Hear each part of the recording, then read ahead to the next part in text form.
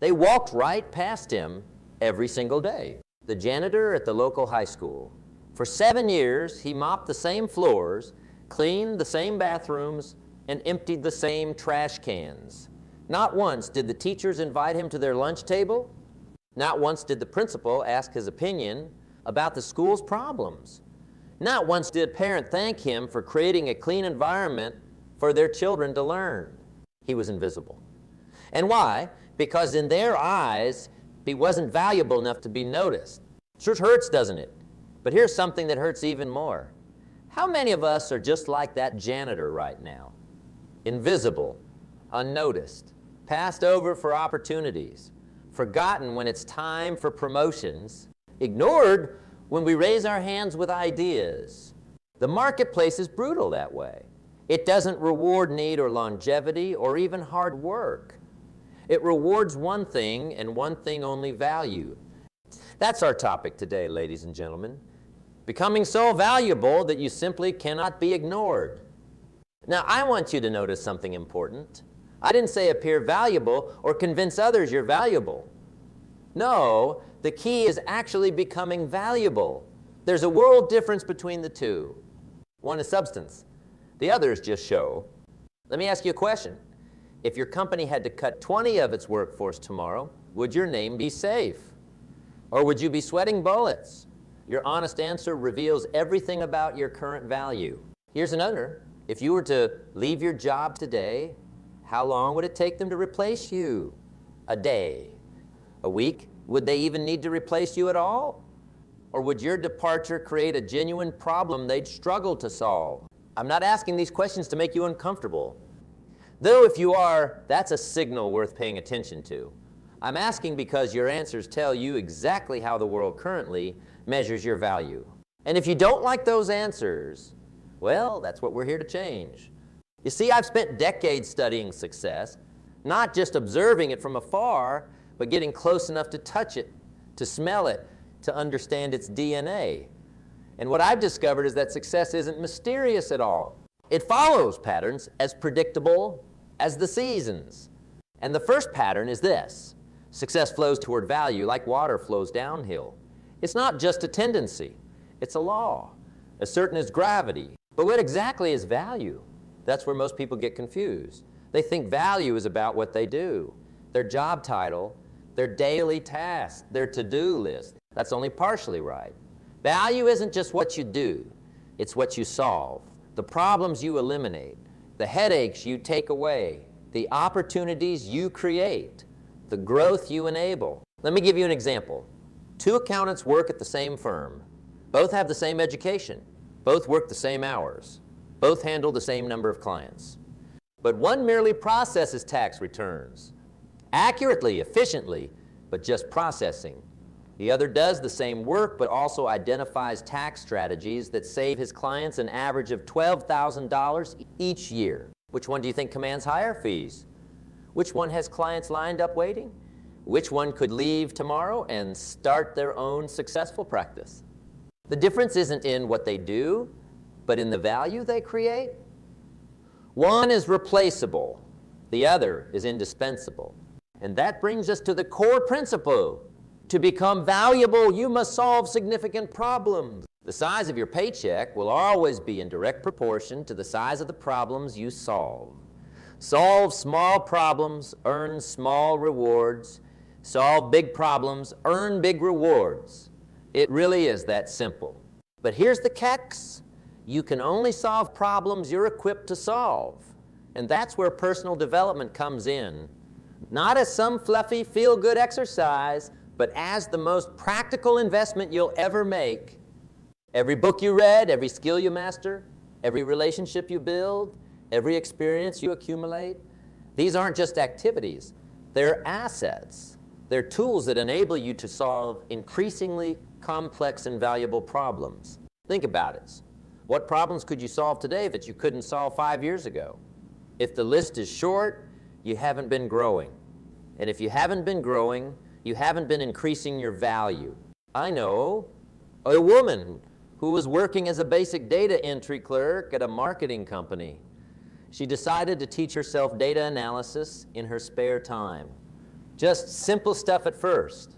Excel, then some basic SQL, then some visualization tools. Nothing fancy, nothing that required going back to school. Within 18 months, she had transformed her role. Instead of just entering data, she was analyzing it, finding patterns, generating insights.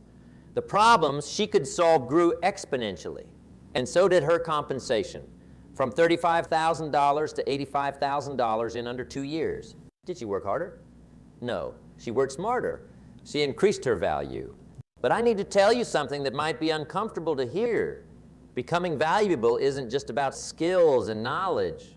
It's also about attitude and approach. I've seen brilliant people remain stuck in mediocre positions their entire careers because they brought the wrong attitude to the table. They were talented problem solvers who created new problems with their negativity, their resistance to change, their inability to work with others. Your attitude multiplies or diminishes your value. A positive, solution-oriented mindset might double your value. A negative, problem-focused mindset might cut it in half. The math is that simple. Consider two employees with identical skills. One approaches challenges with enthusiasm, offers solutions instead of complaints, supports team members, embraces change, and consistently goes beyond what's required. The other does the bare minimum, complains about changes, criticizes without offering alternatives, and creates tension on the team. Who's more valuable? Who's more likely to be promoted? Who's more likely to be kept during downsizing? Who's more likely to be recommended for opportunities? The answers are obvious. This isn't about being fake or suppressing legitimate concerns. It's about understanding that how you show up matters just as much as what you know and what you can do. The most valuable people in any organization aren't just competent. They're pleasant to be around. They energize rather than drain. They simplify rather than complicate. They build rather than tear down. So now let's talk about the roadmap to becoming too valuable to ignore. It has 5 components, and I want you to write these down. Master your current job. Second, develop rare and valuable skills. Swords, problems nobody's solving. Fourth, build a network of meaningful relationships. Consistently over-deliver on expectations. Let's break these down. Mastering your current job seems obvious, but you'd be surprised how many people are trying to climb to the next rung while standing on a shaky ladder. They're looking for promotions or career changes when they haven't even mastered their current responsibilities. Excellence isn't optional if you want to be valuable. It's the foundation. Whatever you're doing now, whether it's flipping burgers or running a division, do it with excellence. Be so good at your current job that your performance makes a statement about your character. I knew a young man who started as a receptionist at a law firm, answering phones, greeting clients, basic administrative work. Instead of viewing it as just a job, he made it his mission to make the reception area the most efficient, welcoming part of the firm. He learned every client's name and personal details. He reorganized the filing system to save attorneys time.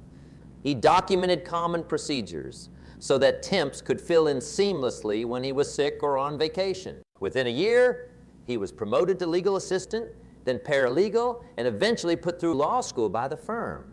Why? Because he didn't just do his job. He mastered it. He turned the reception desk into a platform that showcased his potential. The second component is developing rare and valuable skills. The labor market, like any market, follows the laws of supply and demand. Common skills command common compensation. Rare skills command premium compensation. Look around your industry. What skills are in short supply? What capabilities do companies struggle to find? What problems persist because too few people know how to solve them? That's where the value is. And here's a secret. The most valuable skills are often at the intersection of different disciplines. Someone who understands both engineering and customer psychology. Someone who knows both data analysis and compelling storytelling. Someone who combines financial acumen with exceptional people skills.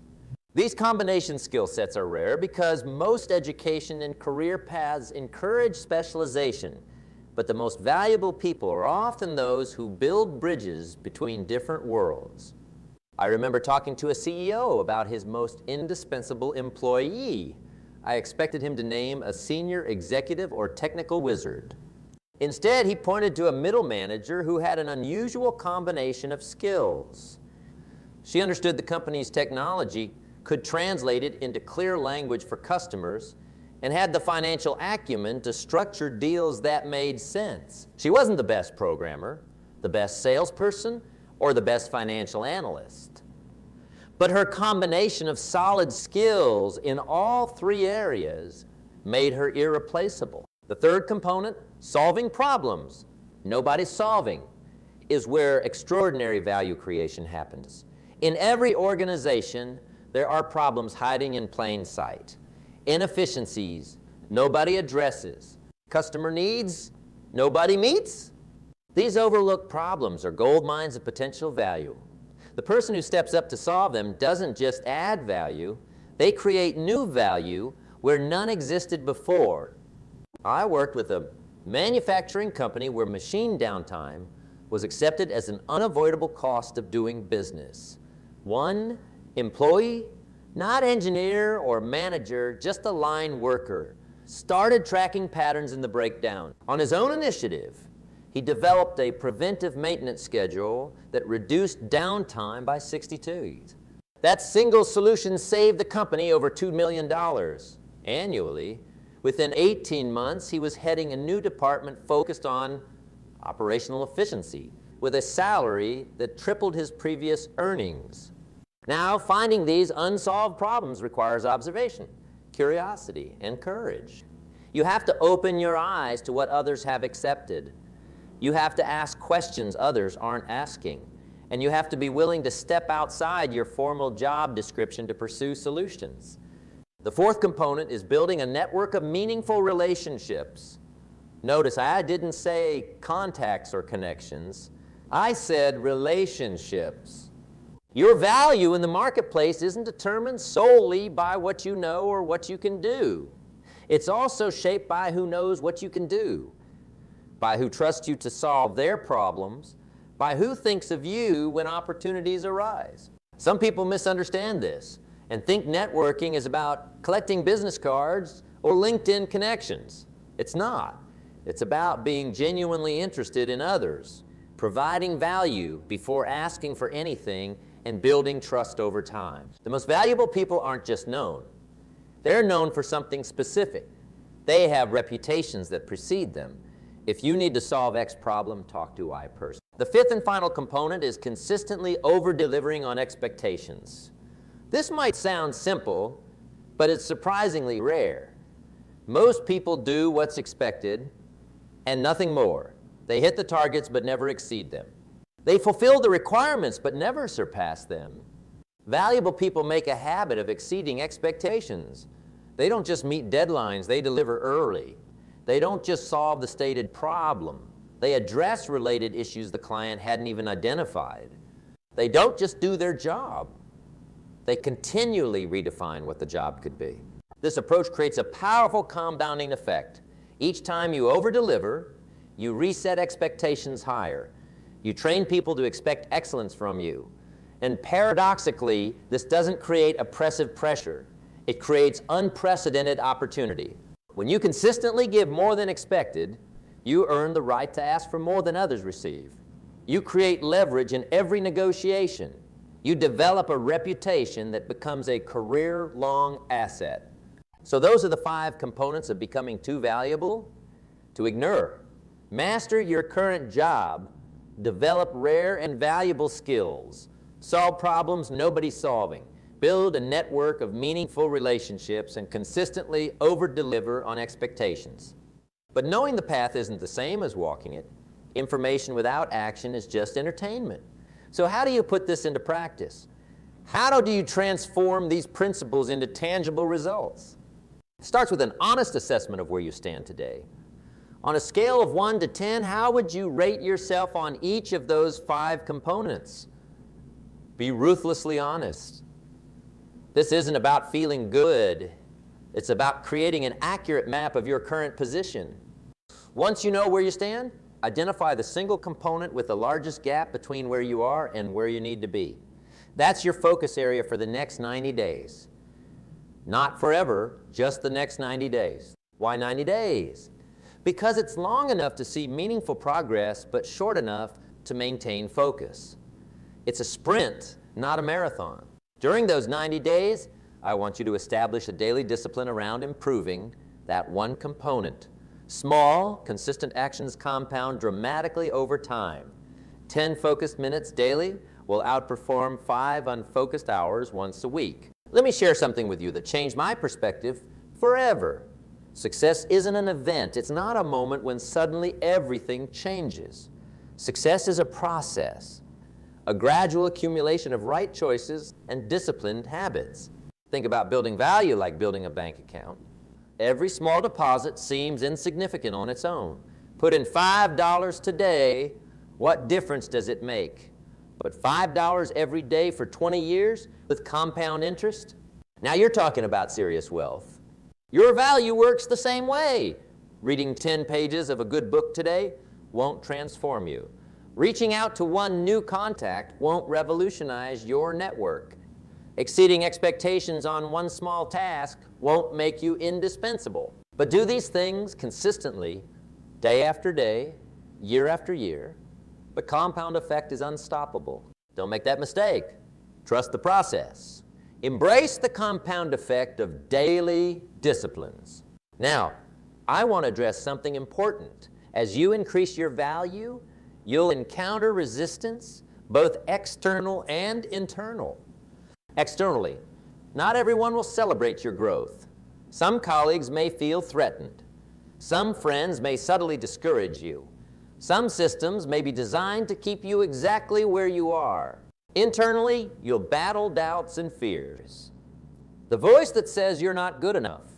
The comfort zone that begs you not to risk. The limiting beliefs installed by past experiences.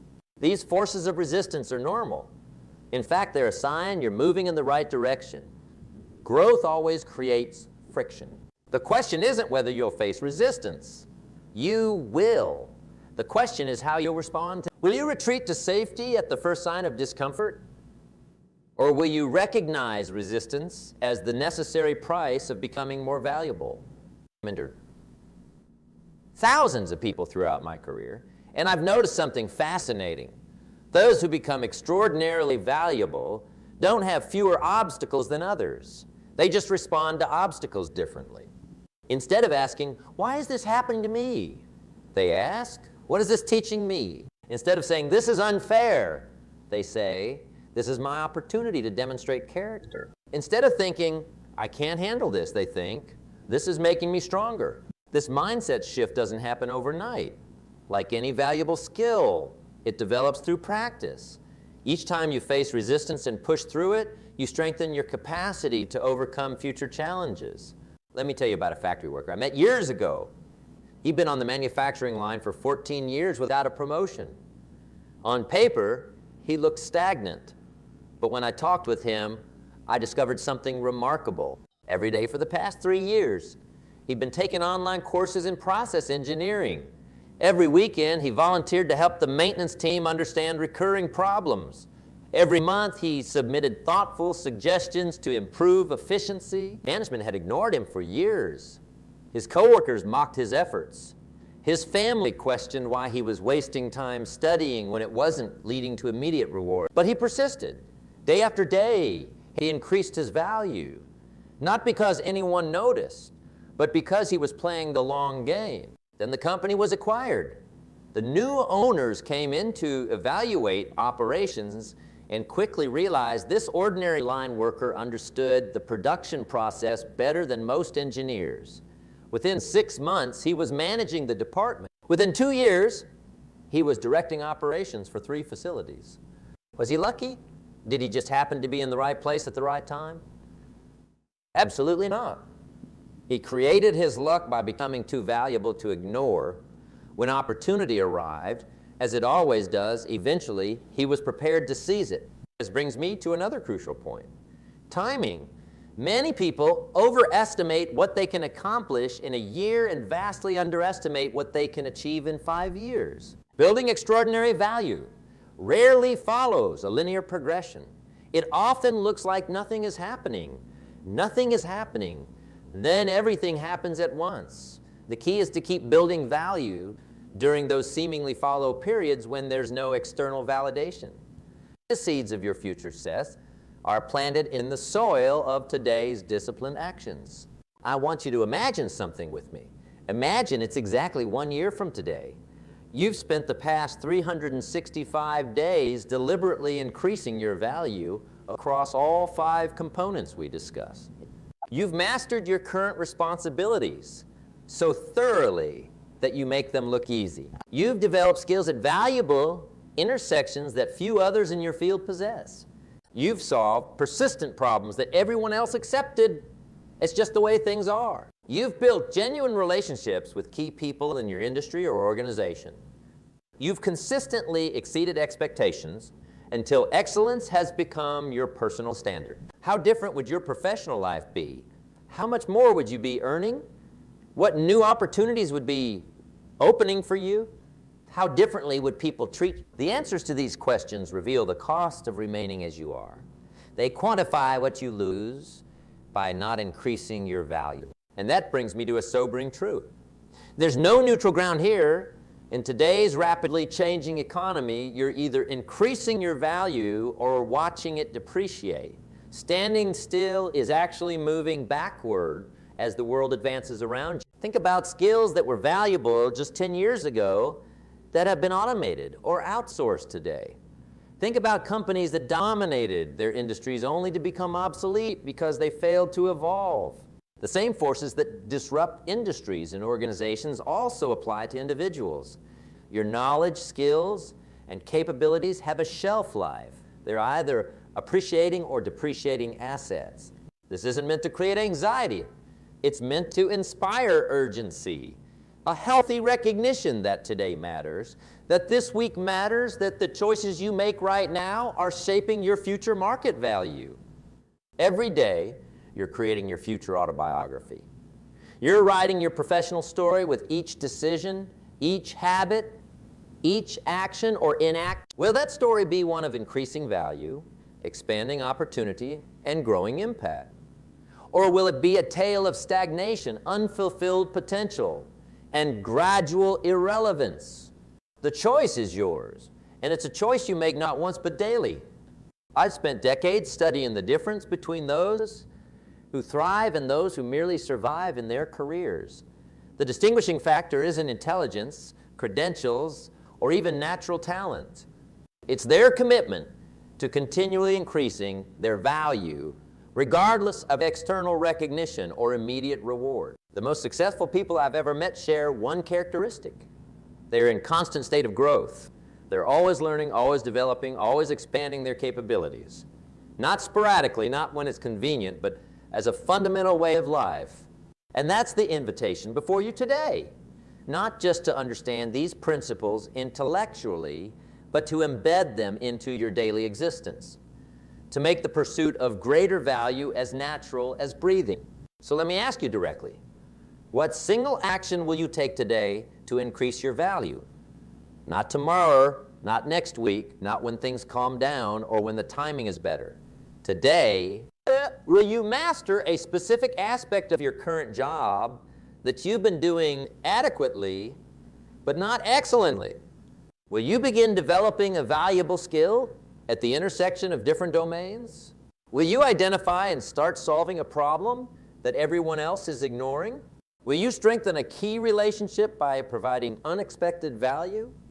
Will you find one way to exceed expectations on a current project or responsibility? The answer doesn't matter as much as your commitment to action, because actions, not intentions, create value.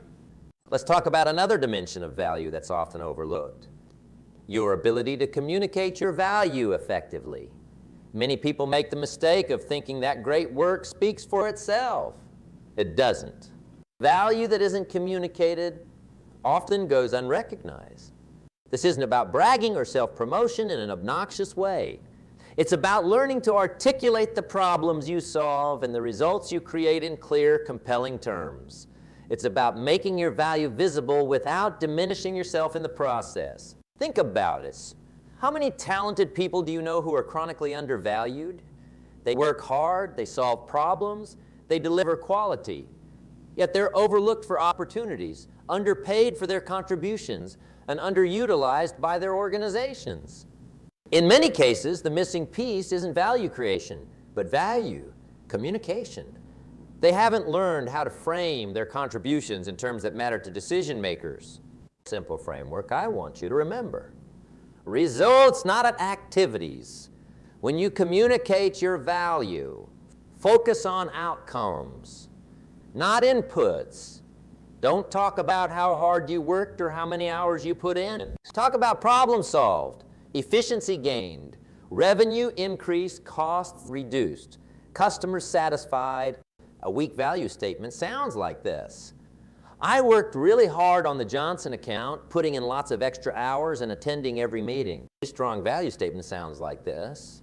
I increased retention on the Johnson account by 32, leading to $450,000 in additional annual revenue by identifying and addressing 3 key pain points that previous account managers had missed. See the difference? The first statement asks for recognition based on effort. The second demonstrates value based on results. This distinction becomes even more important as you advance in your career. At higher levels, nobody cares about your effort. They care about your impact. They care about the difference between what existed before you took action and what exists after. I coached an extremely talented marketing director who was frustrated by her company's refusal to promote her to VP. When I asked her to explain why she deserved the promotion, she talked at length about her dedication, her creativity, and her willingness to take on additional responsibilities. What she didn't mention, what she had never effectively communicated to her superiors, was that the campaigns she had designed had doubled customer acquisition rates while reducing cost per acquisition by 40. She had created millions in value, but had never framed her contributions in those terms. When she learned to communicate her value in the language of results, her career trajectory changed dramatically. So as you build value, also build your capacity to communicate that value effectively. Learn to quantify your contributions whenever possible. Connect your activities to outcomes that matter to your organization or clients. Develop the ability to tell a compelling story about the problems you solve. Now, there's one final aspect of becoming too valuable to ignore that we need to address: the courage to leverage your value. As your value increases, opportunities will emerge to negotiate better compensation, to take on more significant responsibilities, to access resources and support that were previously unavailable to you. Seizing these opportunities requires courage. It requires being willing to have uncomfortable conversations. It requires taking calculated risks. It requires stepping beyond the familiar into new territory where success isn't guaranteed. Many people do the work to build substantial value, but lack the courage to leverage that value. They wait to be recognized rather than advocating for themselves. They hope that someone else would champion their advancement rather than becoming their own strongest advocate. But here's the reality. In most cases, the world will initially undervalue you. Systems tend to resist recategorizing people. Organizations have inertia that maintains the status quo. If you want the full benefit of your increased value, you must be willing to disrupt that inertia. This doesn't mean making ultimatums or demands. It means having thoughtful, strategic conversations where you align your contributions with appropriate recognition and opportunity. I remember a software developer who had transformed his company's product, creating features that had dramatically increased user engagement and retention. He had clearly become one of the most valuable individuals in the organization. But his compensation hadn't changed to reflect this new reality. For months, he silently resented this disconnect. He considered leaving but didn't want to abandon the product he had helped build. Finally, he gathered his courage and requested a meeting with the CEO. In that meeting, he calmly walked through the specific contributions he had made, the problems he had solved, and the measurable impact on the company's bottom line. He then said something powerful. I believe my compensation should reflect the value I'm creating. I'd like to discuss what that looks like. The CEO was taken aback. Not by the request, but by the fact that he hadn't recognized the disparity himself. Within weeks, the developer's compensation had doubled, and he was given an equity stake in the business. The courage to have that conversation changed his financial trajectory forever. And it all stemmed from first building extraordinary value, then communicating that value effectively, and finally having the courage to leverage that value. To wrap up our time together, I want to leave you with this final thought. Becoming too valuable to ignore isn't just a strategy for career advancement. It's a philosophy for living. It's about continually expanding your capacity to contribute, to solve problems, to make things better than you found them. When you embrace this philosophy, something remarkable happens. Work becomes more than just a way to earn a living. It becomes a canvas for self-expression, a platform for growth, and a vehicle for making a meaningful difference. The marketplace may initially recognize your value through financial rewards, but the deepest rewards come from within, from knowing that you're becoming more today than you were yesterday, that you're developing your potential rather than letting it lie dormant, that you're creating value that wouldn't exist without your presence. That's the ultimate achievement. To look back on your life and know that the world is better because you were here, that you didn't just take up space, but used your time to become someone whose value couldn't be ignored. The path is clear, the principles are timeless, the choice is yours. What will you do with this day, this hour, this moment to become too valuable to ignore?